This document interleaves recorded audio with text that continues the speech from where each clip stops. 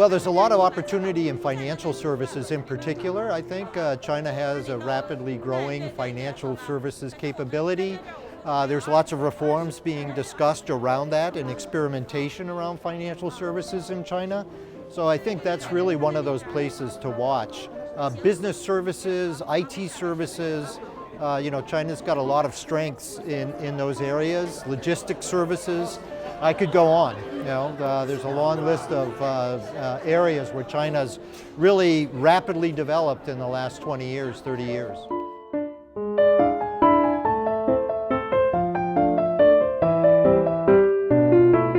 Right now, around financial services in China, there's concerns about opening up the financial accounts and allowing the inflow and outflow. There have been new special economic zones that allow some experimentation around that. But it's very complex. These are very difficult regulatory environments, and it takes a lot of research and understanding to know how particular mechanisms are going to work. Logistics services, I think China's been really innovative there, particularly integrating ICT. But specific reforms, those are things that are in the area of governments. Our job is to try to measure what kind of impact they have on trade costs going forward.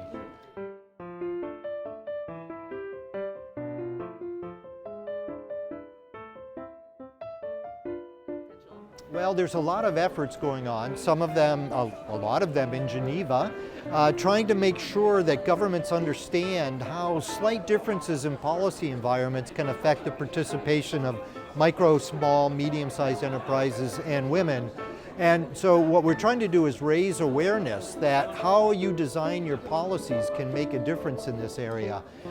We've had lots of speakers come in from various countries that have talked about the way they try to do this.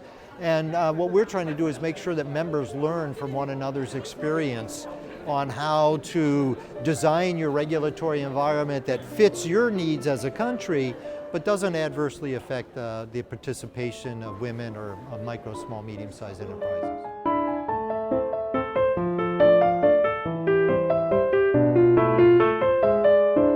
Well, climate change is one of those things that's very, very difficult. It touches on everything.